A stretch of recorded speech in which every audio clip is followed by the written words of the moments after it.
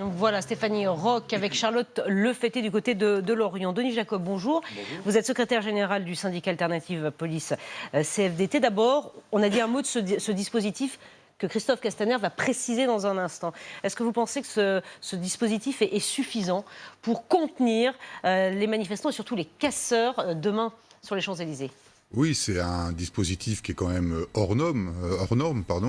On le déploie en général pour des grands événements. On a eu un déploiement important, notamment lors des cérémonies du 11 novembre. Alors on est à près de 80 unités de CRS et de gendarmes mobiles qui seront déployées à travers la France, je précise, pas uniquement sur Paris, parce qu'il y a la manifestation parisienne effectivement à sécuriser en nombre, mais il y aura des unités de CRS et de gendarmes mobiles déployées sur toutes les régions de France pour assurer la sécurité de nos concitoyens dans le cadre de ces différents rassemblements, mais aussi faire en sorte que le déroulement des événements se fasse dans de bonnes conditions et qu'on évite le mieux que l'on peut tout débordement. Ça fait 14 jours maintenant que cette mobilisation existe. Est-ce que vous y voyez un petit peu plus clair ? Est-ce que vous arrivez à anticiper un peu mieux ces rassemblements, ces mobilisations, ou est-ce que c'est toujours extrêmement compliqué ?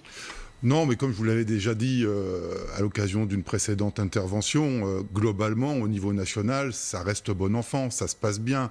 Sur les Champs-Élysées, c'était pas bon enfant la semaine dernière. Je mets de côté le rassemblement des Champs-Élysées parce que c'est quelque chose qui était quand même atypique par rapport... On a vu des tensions aussi sur certains barrages. Oui, mais je pense qu'il ne faut pas confondre... Il y a eu 2 morts, des blessés. Il ne faut pas confondre ce qui s'est passé sur les Champs-Élysées et les rassemblements qui ont eu lieu à travers la France.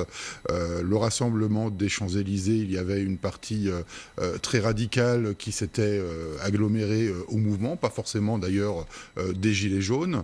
On sait qu'il y avait des infiltrations de l'ultra-gauche, de l'ultra-droite, mais on a aussi déterminé que parmi la majorité des gardes à vue qui ont été faites, ce n'étaient pas des gens connus des services de police et de renseignement. C'est peut-être une difficulté supplémentaire pour vous de les identifier. Ce sont des personnes pas connues des services de police qui ont un métier, une vie entre guillemets normale, difficile de les identifier. C'est difficile de les identifier, certes, mais on a des renseignements territoriaux qui sont efficaces et puis on a un dispositif, comme monsieur le ministre a pu le rappeler depuis hier, qui va être mis en place pour filtrer, pour contrôler les identités, pour faire en sorte de vérifier que personne n'est porteur d'armes pour s'en prendre notamment aux forces de sécurité.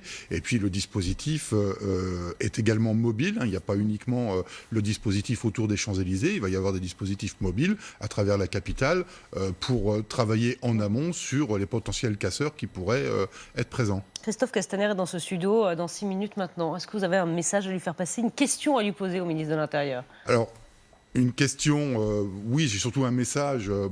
C'est un contexte un peu particulier pour nous policiers, puisque ce matin à 11h débutent les élections professionnelles dans la police nationale, et ce jusqu'au 6 décembre. Les policiers sont sur le pont, le ministre le sait, le dit et le répète, il sait quel travail est fait par mes collègues, avec professionnalisme et abnégation, mais mes collègues, ce sont aussi des citoyens. Et le pouvoir d'achat, ils savent ce que c'est, les problèmes de la vie du quotidien, ils le savent aussi, et moi, le message que j'aimerais lui adresser, c'est qu'il puisse annoncer très rapidement une reconnaissance financière et de repos qui pourrait être accordée à nos collègues qui sont sur le pont maintenant depuis plus d'1 mois. Je rappelle qu'ils ont été mobilisés avec des rappels sur leur repos le 1er novembre, le 11 novembre, le 17 novembre, le 24 novembre, demain. Et puis ils sont sur le pont depuis 3 ans avec malheureusement les attentats qu'on a connus depuis 2015. Geoffroy Lejeune